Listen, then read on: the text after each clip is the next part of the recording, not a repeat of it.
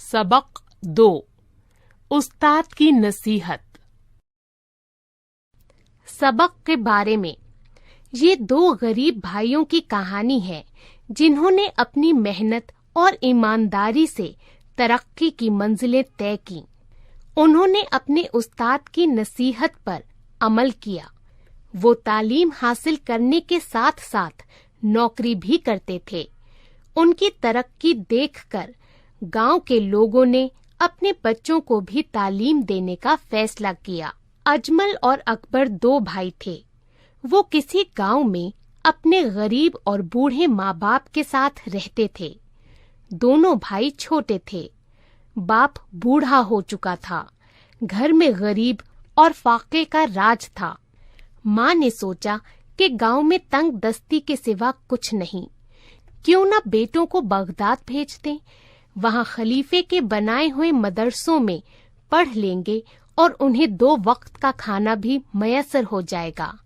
वो अपनी गुर्बत की वजह से उनकी तालीम का इंतजाम नहीं कर सकते, मगर बगदाद में पढ़ लिखकर वो अपने हालात बदल सकते हैं। उसने अपने शौहर से मशवरे के बाद दोनों बेटों को बगदाद जाने पर राजी कर लिया। अगली सुबह दोनों भाई अपने माँ बाप की दुआएं लेकर बगदाद जाने वाले रास्ते पर रवाना हो गए। माँ ने जाते वक्त नसीहत की कि जिंदगी को बेहतर तरीके से गुजारने के लिए चंद अल्फाज सीखने भी काफी होते हैं। किताबों का बोझ गधे पर लादा जाए तो वो आलम नहीं बन जाता। आखिर दोनों भाई रवाना हो गए।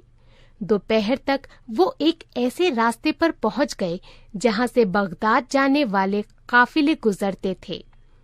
एक काफिला आया, फिर दूसरा। आखिर तीसरे काफिले वालों ने उन दोनों को लोगों की खिदमत के बदले बगदाद ले जाने की हामी भरी। दोनों भाई बहुत खिदमत गुजार थे। जहां काफिला रुकता वो लकड़ियां जमा करते, बावर्चियों के साथ काम करते और उन्हें कोई भी काम बताया जाता तो खुशी से करते। 2 दिन के सफर के बाद ये काफिला बगदाद पहुंच गया। काफिले के सरदार ने दोनों भाइयों को 10-10 दिरहम खिदमत करने का मुआवजा भी दिया और एक मदरसे का पता भी समझाया। दोनों उस मदरसे में पहुंचे तो एक उस्ताद दरस दे रहे थे। दोनों अदब से एक तरफ बैठ गए और गौर से सुनने लगे कि उस्ताद क्या फरमा रहे हैं।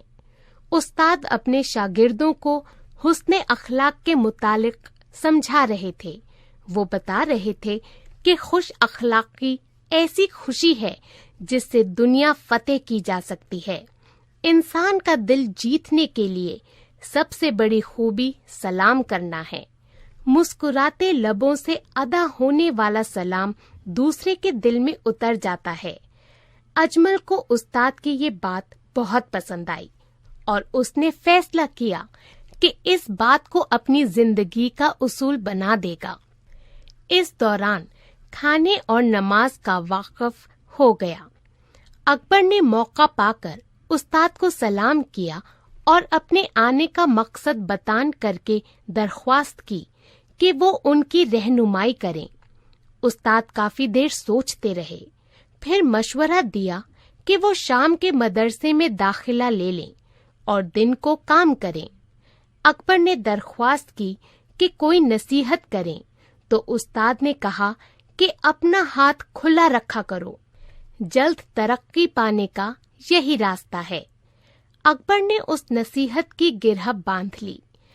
फिर उन दोनों ने शाम के मदरसे में दाखिला ले लिया, जहां उन्हें रहने के लिए जगह भी मिल गई।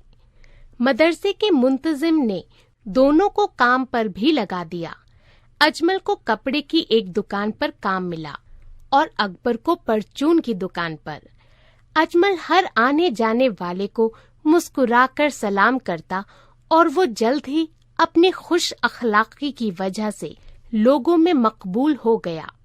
दूसरी तरफ अकबर जरा मुश्किल में था।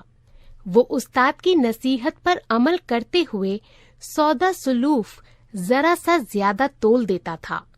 گاہک تو اس پر خوش ہو جاتے تھے، مگر مالک کو یہ بات کھٹکنے لگی۔ مالک کا نوجوان بیٹا اکبر پر گہری نظر رکھتا تھا اور باپ سے اکثر اس کی شکایتیں کرتا تھا۔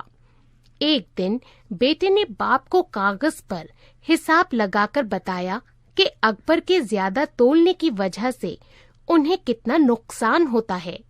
باپ نے بیٹے کی باتوں میں آ کر اکبر کو بلایا اور اس سے پوچھا کہ وہ برابر کیوں نہیں تولتا۔ اکبر نے سادگی سے جواب دیا، میں دکان کی ترقی کے لیے ایسا کرتا ہوں، اور یہ بات ایک استاد نے اسے سکھائی ہے جو کبھی غلط نہیں ہو سکتی۔ اکبر نے مالک سے درخواست کی کہ وہ 2 مہینے اسے موقع دیں، دکان کی آمدنی کا حساب بنا لیں، اگر نقصان ہو تو اس کی تنخواہ سے کاٹ لیں۔ مالک نے یہ بات تسلیم کر لی۔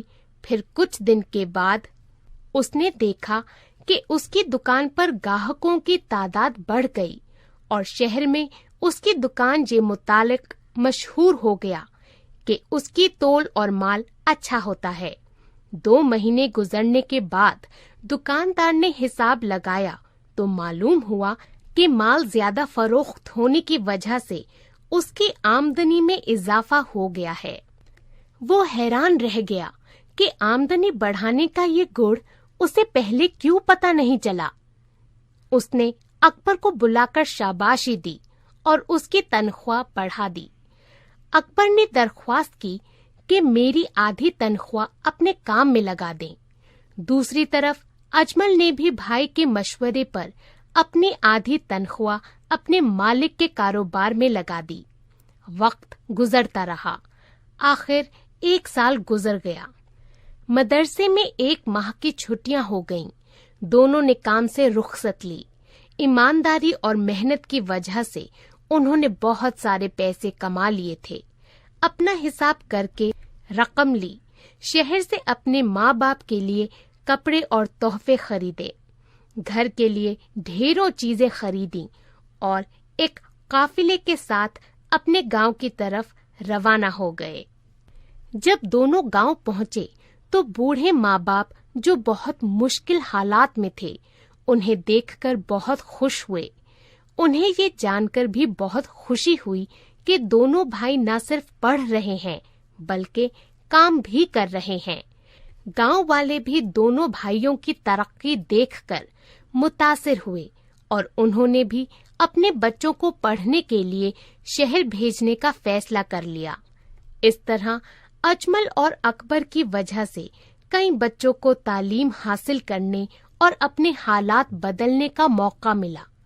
اجمل اور اکبر دوبارہ بغداد چلے گئے۔ کئی سال کی محنت کے بعد انہوں نے اپنی تعلیم مکمل کر لی اور خوب پیسے جمع کر کے اپنا کاروبار شروع کیا۔